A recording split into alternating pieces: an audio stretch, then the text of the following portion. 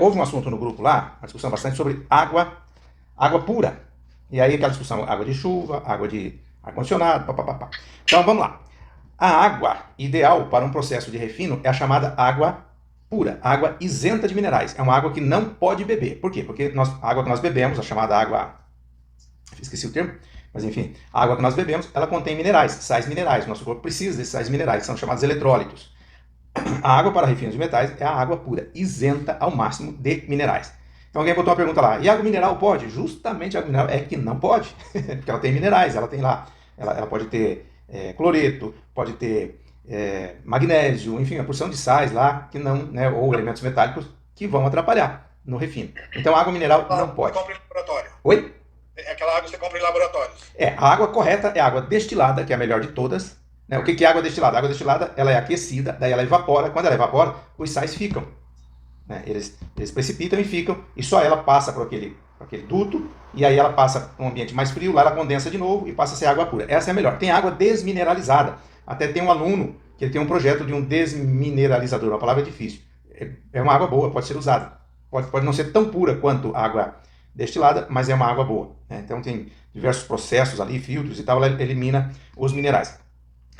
A água filtrada em carvão ativado pode ajudar. Por quê? Porque os minerais eles grudam na parede do carvão ativado. Isso chama-se adsorção.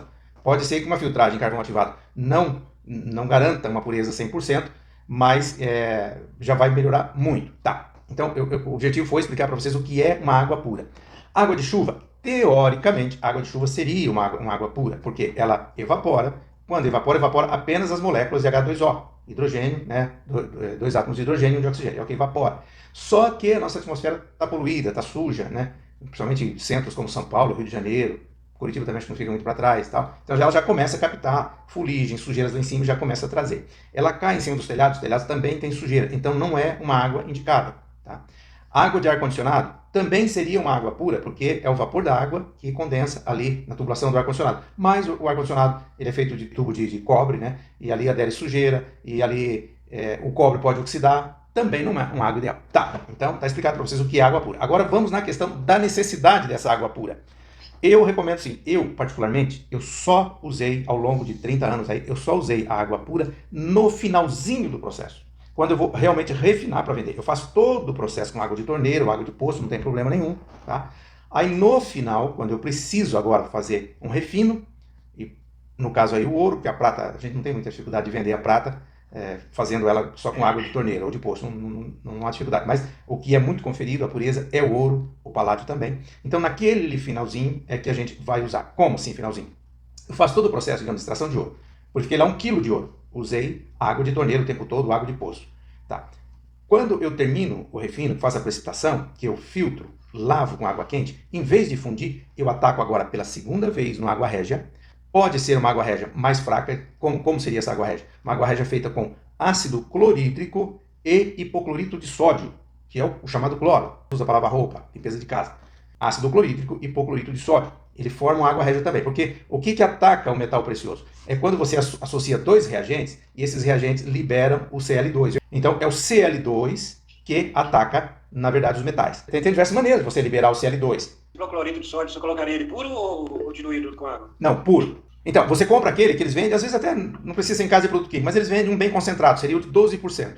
O hipoclorito de sódio comercial, o mais concentrado é de 11, 12%. Se você encontrar esse, está ótimo. Você coloca uma porção de hipoclorito para uma porção de ácido clorídrico. Você forma uma água régia. Tem diversas maneiras de formar água régia. Até o sal com ácido nítrico vai formar um pouquinho. Não é recomendado, tá? Isso é só informação. Não é recomendado. Ele não solubiliza bem, não reage bem com o ácido nítrico. Então esquece isso aí, é só uma informação, né? Mas é sempre que houver uma liberação do cloro, você está formando uma água régia, tá bom? E aí o cloro, o Cl2, né, que é um gás, são dois átomos de cloro, formando uma molécula de gás cloro, é ela que ataca o ouro, a platina, o paládio, ataca também o cobre. No lugar do hipoclorito, poderia usar uns 5 ml de ácido sulfúrico? Não, também, ou não? Não, ácido sulfúrico não vai formar água régia com cloro. Você pode usar, é uma água régia fraca, mas o pessoal usa a Quiboa, porque a Quiboa é, na verdade, 20% só de hipoclorito, né? Então seria o hipoclorito, é você comprar 1 litro de hipoclorito e acrescentar mais 4 litros d'água. Então usa um Quiboa com aquele limpa-piso, mas dá uma água régia muito fraquinha, tá? Mas é só informação. No caso, no final, aí só para limpeza, depois que fez todo o processo, só para limpeza aí, tipo assim, 30 ml de ácido nítrico, não, desculpa, 30 ml de HCl, ácido clorídrico, 5 ml de nítrico e 5 ml de sulfúrico. Seria, no caso, uma substância assim. Para que você queria fazer essa substância? Desculpa, não entendi. Aí no final, aí para fazer a limpeza. Tá. É o segundo ataque, então, no caso, para limpar o ouro, no caso. Tá. Você pode colocar o ácido sulfúrico no primeiro ataque de água régia. O que o ácido sulfúrico vai fazer? O ácido sulfúrico vai precipitar metais de base, tá? Vai precipitar estanho, vai precipitar zinco, vai precipitar chumbo. Então você coloca no primeiro ataque com água régia. Se quiser colocar no segundo também pode colocar. Mas ele não forma água régia, tá? Você pode colocar depois do ataque. Você faz água régia, faz a solubilização. Aí, antes de filtrar, você coloca o ácido sulfúrico, agita bem, deixa ele descansar um pouco e depois você filtra. Dá lá uma hora de descanso para assentar esses metais de base. Aí você filtra. Tá, então, só para concluir aqui, eu tinha dito, você faz o primeiro ataque, usa água qualquer e tal. Eu coloquei a situação de usar, de refinar 1 kg de ouro. Quando você obtiver, então, o pó precipitado, em vez de fundir, você lava bem e faz um novo ataque na água régia. Agora você pode usar uma água régia mais fraca ou água régia normal, isso não é problema. Só que a partir de agora você não usa água de torneira. Agora sim. Você está entendendo? Evitou de você usar todo aquele processo, vai usar quantos litros de água destilada? Então deixa a aguinha destilada só para aquele reprocessamento. Você vai ter um metal puro. Quando você fundir, você está fundindo, ele está líquido. Você tira rapidamente o maçarico, a chama do maçarico de cima do metal fundido. Se ele criar uma película em cima, é porque ele ainda tem impureza. Ele cria uma nata por cima. Tá? Mas nem sempre quer dizer que você precisa refinar de novo. Feita a fusão bem feita, você aproxima a chama do maçarico, uma chama bem intensa, aproxima o máximo que você puder desse metal fundido, principalmente o ouro. Em cima daquela gema de ovo que vai ficar bonita ali, você aproxima ali 2, 3 centímetros, o máximo, mais perto que você conseguir chegar. Aí você aproxima, segura, e logo você começa a ver uma fumacinha subir. Aquela fumacinha são os metais de baixa fusão que estão evaporando. Então, normalmente você consegue alta pureza só com a ação do fogo. Tá bom? Então, eu queria adiantar esse assunto para vocês. E agora, então, eu vou dar a palavra para o Denison. E uma questão que eu nunca entendi é essa questão de por que nem o ácido nítrico sozinho, nem o clorídrico sozinho atacam o ouro, mas quando junta os dois na proporção adequada, ele ataca, né, essa água régia ataca o ouro. E aí o professor agora falou a questão do CL2. Bom, vamos lá. Você fez umas perguntas bem interessantes aqui. Você me mandou mais cedo, né? Eu salvei aqui. Então eu quero ler as tuas perguntas para a gente discutir esse assunto aqui. A pergunta que você fez ela é um pouco complexa e talvez ela não seja de fácil assimilação para todos, né? Você colocou aqui, se durante a oxidação se forma um óxido, por que no processo de oxidação de cobre ou de prata, por exemplo, pelo ácido nítrico, se formam sais? Tá. Bom, a gente aprendeu lá no ensino médio que o sal se forma pela neutralização, quando você associa uma base com um ácido, né, uma substância alcalina com uma substância ácida, você vai juntando, chega no pH 7, o que você tem? Água, H2O, e um determinado sal, né, que vai depender dos reagentes que você usou. Isso é verdade, tá? Mas os sais não são produtos somente dessa reação. Quando você ataca um metal com um reagente químico, seja ele ácido ou alcalino, você forma um sal também. Por exemplo, quando você ataca o ouro com água régia, você forma um sal líquido chamado cloreto áurico. Se você evaporar, claro, em condições especiais, mas se você evaporar, essa água régia vai evaporando lentamente, ela tem uma técnica para isso. No final você vai ter um precipitado sólido chamado cloreto de ouro, é um sal, né? Se você pode obter, como é que você obtém o nitrato de prata? Você ataca a prata com ácido nítrico, você forma um sal. Então quando você ataca a prata com ácido nítrico, você vai ter o nitrato de prata mais NO. O que é o NO? Óxido de nítrico, né? Monóxido de nítrico. Então, você veja bem, aqui em monóxido de nítrico, é aí que é um pouco embaraçoso explicar, mas vamos lá, vamos tentar. No monóxido de nítrico, você tem aqui um óxido de nítrico, porque tem a presença do oxigênio, daí por isso óxido de nítrico, né? Agora, essa pergunta que você fez foi uma coisa que me intrigou muito, mas tem coisas que eles convenceram e a gente tem que aceitar. Não uma pergunta em si que me intrigou isso nos meus tempos de academia, né? Então, quando eles falavam assim, uma reação de oxirredução, né, oxida um elemento e reduz o outro. Pensava, então, nessa de oxidação, tem um oxigênio envolvido, e não. O que quer dizer? Às vezes pode ter um oxigênio envolvido, mas não necessariamente. Então, esse termo oxidação quer dizer quando aquele elemento perde elétron. Isso entendi. é oxidação. Não há necessidade de ter um átomo né, um íon de oxigênio naquela reação. Pode ter também, mas não há essa necessidade. Por exemplo, o Cl2, veja que ele está sozinho, ele oxida o ouro, porque daí o ouro perde elétrons, né, e se transfere para a solução. Então, isso quer dizer oxidação. Então, quando, por exemplo, você ataca a prata com ácido nítrico, o ácido nítrico oxidou a prata. Então, agora você tem um sal, né? Tem um nitrato de prata.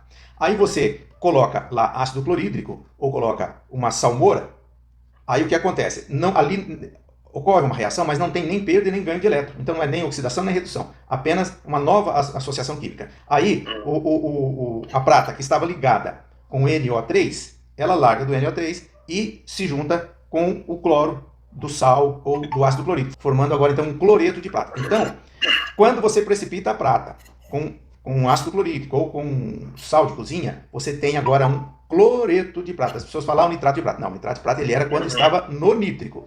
Precipitou, agora você tem um cloreto de prata. Pode haver metais preciosos na poeira que levanta depois da calcinação? Explica melhor para mim essa tua pergunta aí. É que assim, nas aulas ali eu vi, né, o professor ali fazendo a calcinação, e quando vai fazer peneiramento, né, o peneiramento, quando está fazendo a moagem, todo momento está levantando poeira. Não tem risco de se perder nada de precioso nessa poeira? Tem, e tem uma perda significativa. Então, por isso que eu sempre recomendo. Quando eu vejo o pessoal fundindo, processando, lá fora, lá na grama, na pedra brita, meu Deus do céu, eles não têm ideia de quanto estão perdendo. Você tem que processar num ambiente. Claro que você precisa de uma circulação de ar, de vento, porque o material é complicado, mas não pode ser muito, né? E tem que ter um piso. Você trabalha ali e tal. Quando você queima, vamos falar de lixo de oficinas de joias. Quando você queima o lixo de oficinas de joias, na fumaça já sobe metal precioso, na fuligem. Então, por isso que tem um lavador de fumaça por duas razões. Primeiro, para não poluir, né, ali, não incomodar a vizinhança e tal, e para você não ter prejuízo, porque fica lá. Isso não tem como você evitar. Fica lá no lavador de gases. É pouquinho, mas fica. Final de ano tem uma importância significativa. Quando você manipula, perde também, né? O que eu fazia? Você não pode, quando você presta serviço, você não pode se tornar escravo também da tua honestidade. Você tem que ser sincero, correto, mas não pode ser escravo dessa honestidade. Então, o que eu fazia? Eu preparava tudo, terminei de preparar, eu varria em volta e pegava aquele pó varrido e adicionava de novo no material do cliente. Mas você não pode ficar fazendo isso toda hora, senão você leva 15 dias para processar um material que você vai processar em 2, 3 dias, entendeu?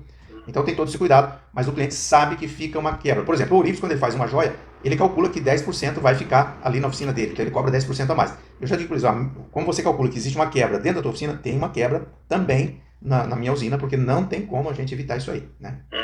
Mais alguma pergunta, gente? Mas foram perguntas muito boas para serem esclarecidas. Ô, professor. Sim. Não seria bem uma pergunta, mas assim, só um comentário. Eu não lembro que lá na apostila falava que tem a densidade, tem um material chamado tungstênio, e a densidade dele é a mesma densidade do ouro, 19,3. Se eu fundir, fazer a barrinha e for vender, geralmente o Ourives ele fica meio, às vezes não quer comprar porque tem medo que dentro da minha barrinha tem também tungstênio que não tem como fazer um teste de densidade que é o mesmo do ouro, 19,3.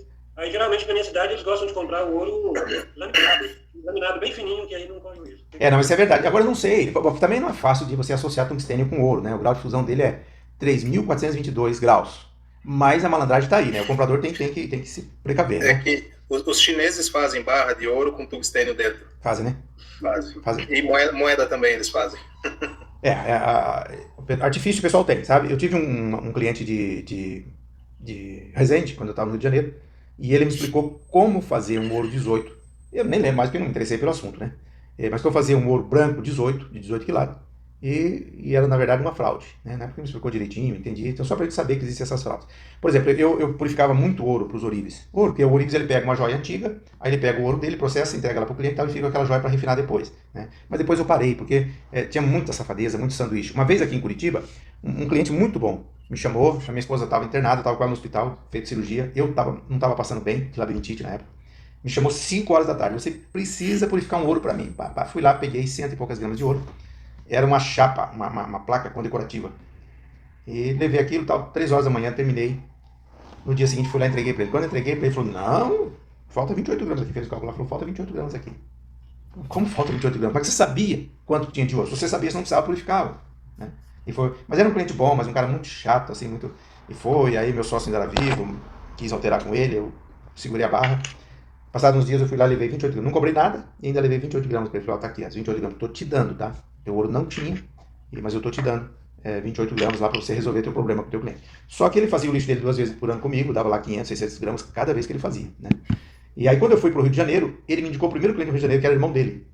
Cheguei lá, quando falei com o cara, ele falou, não, tô te esperando, o fulano já falou de você. Peguei o lixo do cara, deu 1,380 kg. Quer dizer, se eu não tivesse dado as 28 gramas para ele lá atrás, eu teria corrido o risco de perder esse cliente. 1,380 kg me deu 276 gramas de comissão, cobrava 20%.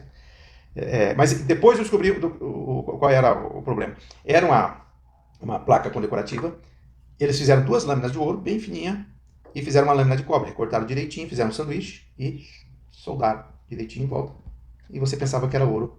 Porque o ourives faz o tal do toque. Então, quem purifica não vai nessa do toque. Toque é uma análise superficial. É uma coisa.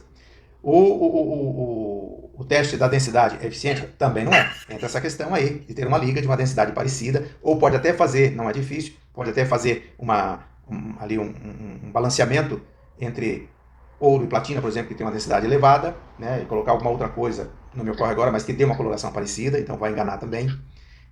Então, 2 coisas. O toque não é eficiente, o teste de densidade também não é eficiente, não é seguro, pra você ter uma ideia, né? Mas não vai te garantir. O que vai te garantir mesmo, ou é uma análise, uma absorção atômica, um raio-x e tal, ou aquele aparelhinho que faz o toque ali, vocês já viram, né? Então, ele faz a leitura de uma barra que ele comprou, uma barra conhecida, pá, faz a leitura e vai lá na barra que quer analisar. Dá na hora ali o teor, se tá puro ou não, tá? Eu comecei no curso e estou já coletando alguns materiais, né?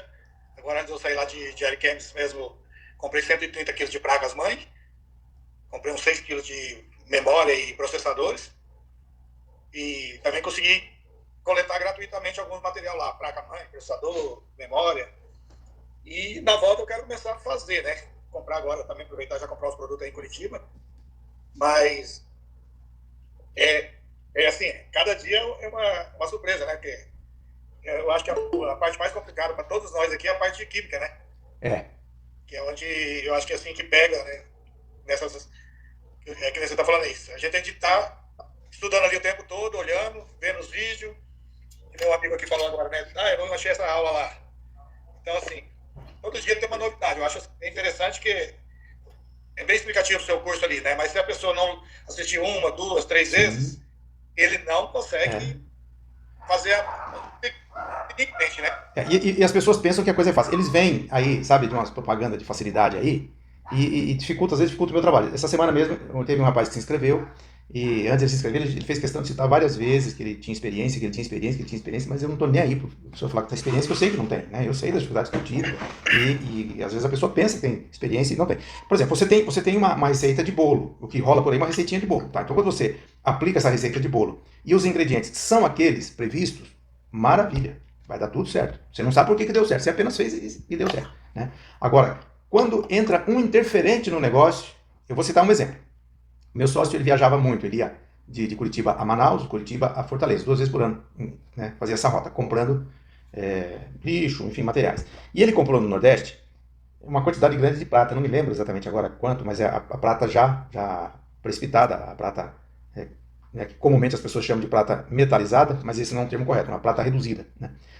E ele trouxe para cá, e era da gente desconfiar, por que o cara vendeu a prata nesse estado, barato, e não fundiu a prata, né? Aí chegou aqui, a gente meteu tudo aquilo no forno, era bastante, 30 quilos ou 20 quilos, eu não me lembro exatamente, era bastante. E não saiu nada. E depois, eu não sabia por quê, porque até onde eu entendi, tinha que fundir, aquilo lá tinha que virar prata. Depois de muito tempo, de muita pesquisa, de muita luta, a gente não sabe nem como se expressar, nem como perguntar, nem como consultar alguém para nos orientar. Depois de muito tempo eu descobri que aquela prata foi precipitada de fixador de radiografia. Então o fixador de radiografia, você extrai a prata dele através de eletrólise, ou então você põe bombril e tal, tem um procedimento, eu descrevo isso lá no curso, lá no livro, se eu não me engano. Mas o que não pode acontecer é que a gente está acostumado a precipitar prata de ácido nítrico, né, de nitrato de prata, e coloca ácido clorídrico. Você não pode colocar ácido clorídrico no fixador de radiografia. Se você colocar, precipita enxofre. Aí você vai ter uma prata sulfetada, que a gente chama de prata sulfetada. Então isso torna-se um material refratário, não funde, é uma porcaria. Então tem muito, a maioria do ródio e do paládio que tem nas minerações no Brasil são ligados com enxofre, e essa é a dificuldade de extração. Bom, por falta de conhecimento, eu tive um prejuízo absurdo. Então é isso que eu tento dizer para o pessoal. Assistam a aula de Química Básica. É muito básico, é só mesmo essencial porque também se eu puser conteúdo ali mais aprofundado, tem o pessoal mais leigo que não, né, às vezes nem estudou química, não chegou ao ensino médio, não estudou química, não vai entender nada. Então a gente tem essa preocupação. Bom, deixa eu dar a primeira palavra para a Larissa, que pediu a palavra, depois você, Reinaldo, pode falar. Oi, Larissa, você está sem áudio. Abre o teu microfone. Agora foi. Desculpa chegar agora, só realmente consegui entrar agora e acho que eu consigo pegar um pouquinho. Não, tranquilo. Eu ouvi uma coisa essa semana que eu acho que tem a ver com o que o professor acabou de falar aqui.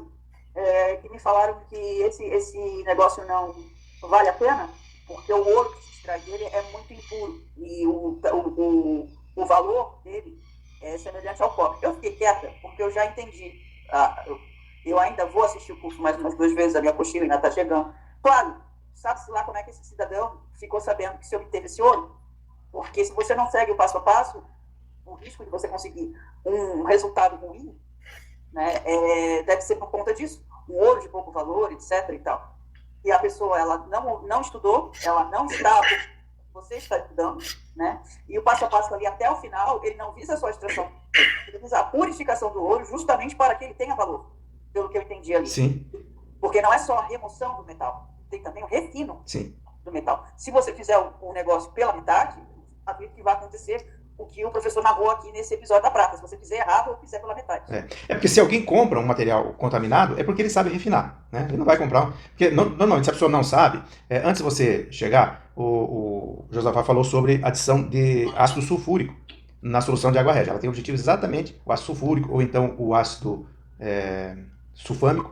Eles precipitam esses metais de base, principalmente o estânio, que contamina muito. Então, o que deve ter acontecido nesse caso aí, a pessoa acabou fundindo com uma mistura elevada de estânio, principalmente estânio e alguns outros metais. Tem um ouro esbranquiçado, quebradiço, ele racha e tal, mas quem comprou não era besta, né? Falou, tá aqui uma oportunidade de comprar barato esse negócio aqui.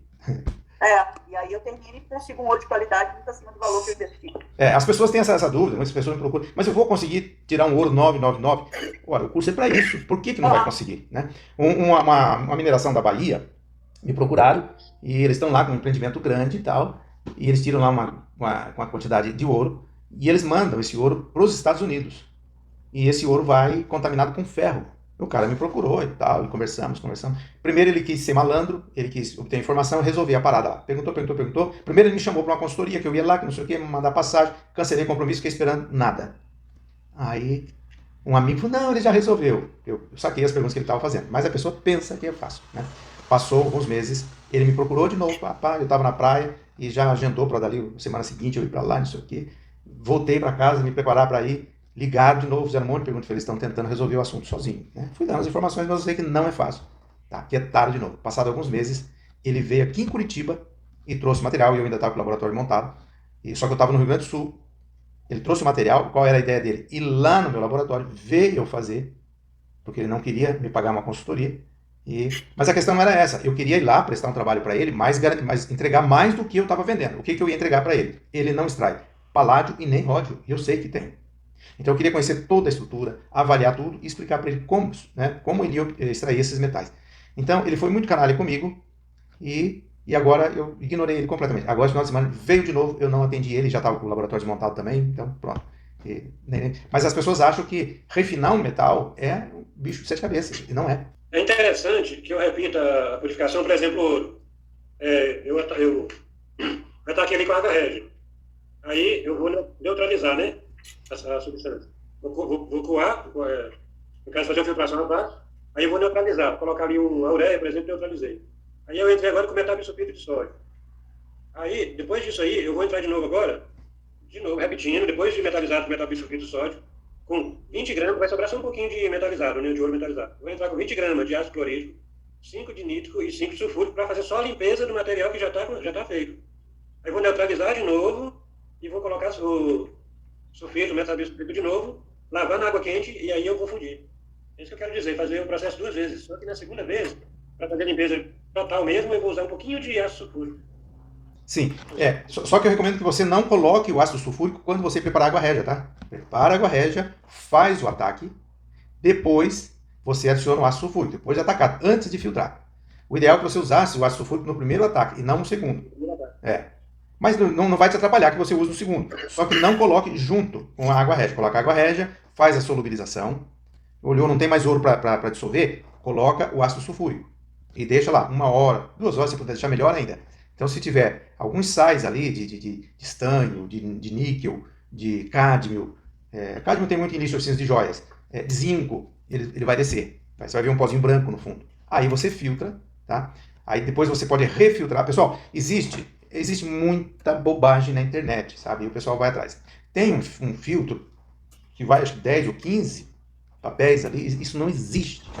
Isso não existe. O cara viajou a fazer aquilo lá. Como é que você faz? Você usa um papel apenas, né? Um filtro, um papel apenas. Você faz a filtragem. Quando você filtra, ele retém uma quantidade de impureza. Não está legal, você não está seguro, você repassa no mesmo filtro. A impureza, isso tem um termo técnico, não fui eu que inventei, isso eu aprendi na faculdade. A impureza passa a ser um meio filtrante. Por quê? Partícula reage com partícula.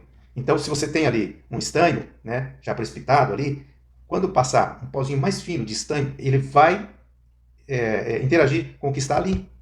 Então, a impureza serve de meio filtrante. Você passou pela segunda vez, não ficou legal? Passa a terceira vez. Agora, por que não vai servir 15 papéis? Porque a impureza que passou no primeiro vai passar em todos. Vocês conseguem entender? Vai passar em todos. Se tiver 15, 20, 30, só vai demorar mais esse percurso, vai te dar mais trabalho para lavar esse mundaréu de filtro, arrisca ficar metal precioso ali. Então você usa um filtro só e repassa 2 ou 3 vezes, quantas vezes for necessário, mas é um filtro só. E cada vez que você vai repassando, o material vai ficando mais limpo. Ele não ficou tão limpo assim como eu gostaria. Vou ensinar um truque bem simplesinho. Você pega um nitratozinho de prata, um pouquinho, 10 ml de nitrato de prata, põe um pouquinho de ácido clorídrico, vai precipitar o cloreto de prata. Estão lembrados disso? Nitrato de prata, põe ácido clorídrico, precipita cloreto de prata. Você põe água, agita bem, o filtro está ligado com uma bomba de vácuo, joga aquele cloreto de prata rapidinho ali, aquele cloreto vai tampar os poros do filtro e vai servir de meio filtrante. Beleza? Entenderam isso aí? É um material que você não vai perder, aquele cloreto depois você vai recuperar, você vai ter, e você começa a gerar o teu resíduo dentro da tua oficina. Então, uma vez por mês, ou a cada 3 meses, sei lá, você tem que fazer a tua limpeza e recuperar esse material que está ali, entendeu? E é assim que você faz uma boa filtração. Mas esse negócio de botar um mundaréu de filtro ali não funciona, não vai resolver. Na verdade, o que vai filtrar é sempre o primeiro filtro. Você pode botar 20, o que vai filtrar é o primeiro, tá? Mais alguma coisa, gente? Oi? Em cada etapa, nessa etapa, desde o início, sempre é bom quando está usando ácido, né, as coisinhas, está sempre aquecendo, no caso? Está nos 50 minutos de 80 graus, por exemplo, para ajudar o processo? Depende. Se for um material de mais difícil solubilização, você vai aquecer, vai ajudar o processo. Agora, se for um material, por exemplo, você já precipitou o ouro, tá? Agora você vai fazer o segundo ataque, não tem por que você aquecer, tá? Porque o aquecimento, ele ativa a solução, torna a solução mais poderosa. Se você ficar fervendo, sempre você tem que ter o recipiente tampado, eu falo lá no curso, com o chamado vidro de relógio. Vocês lembram disso? Vidro de relógio. É uma tampa virada para baixo. Tampa de panela é assim, não é? No nosso caso, é uma tampa virada para baixo. Se não tiver o vidro de relógio, que não é vidro de relógio, o nome dele, né, na vidraria de laboratório é vidro de relógio, mas não é vidro de relógio de verdade. Se não tiver, você usa um prato. Assim, e não assim, tá? Por quê? Porque o vapor sobe, o vapor leva íons do metal que você está trabalhando, né, não leva muito, mas leva. E aí ele bate ali naquele vidro, naquela coisa, e a própria concavidade faz com que ele condense ali e volte, né? Ele cai dentro do recipiente mesmo, para reduzir a perda, porque uma perdazinha sempre vai existir. Então por isso que o correto é você trabalhar sempre dentro de uma capela, com exaustão e lavagem, né, dos vapores ácidos, porque tudo que for no vapor, você vai recuperar ali no teu lavador de gases, tá? Falando, né, ainda daquele assunto que a gente estava conversando antes ali, a minha primeira desilusão, vamos dizer assim, com a purificação dos metais preciosos foi algo exatamente assim. Eu já trabalhei com sucata eletrônica muitos anos atrás, conheço sucata eletrônica há uns 30 anos mais ou menos, e por volta de 2002, 2003, quando eu estive nesse laboratório na Lapa, eu levei umas amostras, né, levei bastante pino, dourado, levei bastante coisa. E o que aconteceu? O rapaz, ele colocou no ácido nítrico, né, e aí fez aquela fumaça vermelha e tal, e aí quando ele foi para filtrar esse material, aquele filtro qualitativo ficou entupido de estanho, né, e ele ficou totalmente perdido, ele só sabia a receita de bolo, eu entendi isso, né. Eu conheci, ele é o Maurício, né? Eu não lembro o nome. Um branquinho, gordinho, uma chácara, tinha um chalezinho lá. Isso foi em 2002, eu acredito, 2003, por aí. E assim, ele ficou perdido com aquilo, né? Ele colocou acho que uns 2 filtros e entupiu o filtro, chegou a rasgar o filtro, né? E aí passou todo aquele material. E eu, com um pouco de química que eu conhecia, eu imaginei. Falei, bom, esses pinos provavelmente são de latão, o nítrico atacou o cobre, mas não atacou o estanho, né? E o estanho ficou aquele pó que acabou entupindo o filtro, né? E, enfim, ele não sabia o que fazer, né? Ele não sabia o que fazer. Tinha o ouro ali também, ficou aquelas películas de ouro ali, mas ele não sabia o que fazer. E então realmente isso é muito importante, tanto que até hoje eu nunca tinha começado a trabalhar com isso porque eu não queria perder material. Não adianta investir dinheiro, arrumar um monte de material e não saber o que fazer, tentar seguir receita de bolo, né? E perder, né?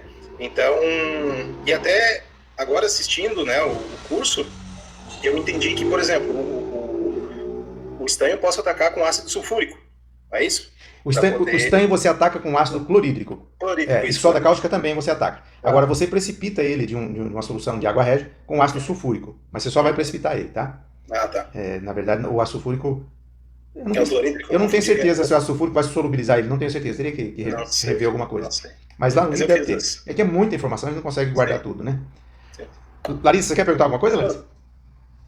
Ou você está só concordando? Eu só estou para dar uma geral. Eu consegui placas, porque tu trabalha, mas assim, eu não sei se vocês avaliam os preços que eu consegui. Eu, por enquanto, consegui placa R$10 a placa. Uma pessoa que vende aqui na região, fora da minha cidade, porque na minha cidade tem o sistema de coleta, então fica mais difícil de achar. Eu tive que ir numa cidade mais longe, ele fez R$10 a placa. Tá? A placa mãe que eu comprei. Tá? R$10 a placa, a unidade, não foi o quilo. Tá? Eu ainda não encontrei um lugar que venda por quilo. Tá? Quando eu encontrar, obviamente é mais negócio, mas dentro do que eu consegui encontrar foi isso, R$10 a placa. Mas é a placa marrom ou não? Não, verde, todas verdes. Ah, tá. Eu tô por fora, não compro faz tempo, mas eu acho que... Eu vou falar por mim, né? Aqui em Rondônia, onde eu tô, eu pago R$15 no quilo da placa mãe. Vai dar 10 placas mais ou menos por quilo, mais ou menos. Pago R$50 no quilo do processador e da memória. E 50 centavos na placa marrom, podre, placa fonte, né? 50 centavos. Mas eu vou te dar uma dica. O que você faz? Visita as empresas da sua cidade, não vai para longe não. Conversa pode ser os seus vizinhos, falando que você pega lixo eletrônico. Explica o que você pega. Processador, memória, notebook, celular. E como é que eu recupero depois parte desse investimento? O que vocês sugerem? Porque é assim que eu consegui começar. Eu já desmontei, já tirei tudo. Estou com ali no lado umas 60 placas mais ou menos. Algumas ele fez 2 por 1. Tá? Eu não sei em que cidade está, qual a sua região, os custos, né? Mas você tem que trabalhar por quilo, na minha opinião. Sim. E se você tirar o seu investimento aí, vai ficar pesado. Sim. E você não vai achar quem compra essas placas por esse valor de 10. Sim. Mas é o preço, né? Sim. Mas para começar foi o que eu consegui encontrar. Eu quero encontrar assim por quilo. Eu entendo que nesse sentido é mais, mas a vantagem foi toda de notebook. Você é cara de pau assim, de chegar a falar? Quanto a isso não tem problema não. Não tem cara de pau. Cara de pau não é. Ó, te dá dica.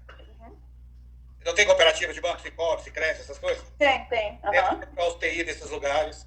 Tenta para prefeitura, quem é o TI, quem é o pessoal ali da educação, e fala para eles que você coleta lixo eletrônico. Tá. Mesmo que você tenha lá, as pessoas vão levar de graça na sua casa. Legal. Olha, eu tô viajando aqui. Boa. A pessoa já nesses 4 dias que eu saí me ligou que vai deixar a placa na minha loja. Ótimo. Boa ideia. A partir da hora que você faz essas informações e as pessoas sabem que você está coletando, você compra, mas tem um monte de graça também. Legal. E outra coisa que eu queria perguntar, eu vou atrás dessa ideia, gostei. E outra coisa que eu queria perguntar para vocês, mais ou menos de 50 a 60 placas, quanto daria mais ou menos a estimativa de metais? Se é que dá para saber isso? É o professor. Quanto pesa 50, 60 placas aí? Eu comprei balança agora, professor. Eu teria que pesar primeiro. Depois eu poderia passar esse dado. Eu teria que pesar primeiro para depois passar esse dado para o professor. Daí seria porque não precisa. Mas se for placa mais grandes, as grandes, normal? Vou mostrar aqui para vocês. Tá aqui. Eu passei a última semana do ano. Deixa eu voltar aqui. Peraí, deixa eu ver se eu consigo. A estimativa é que 1 tonelada... Vocês estão vendo? Vocês estão vendo? Sim. É isso aqui. Um pouquinho mais para o lado aí. Tá aparecendo as placas, não. Um pouquinho mais. Para cá? Baixo para baixo. Aí assim, um pouquinho. Deixa eu ver. Aqui.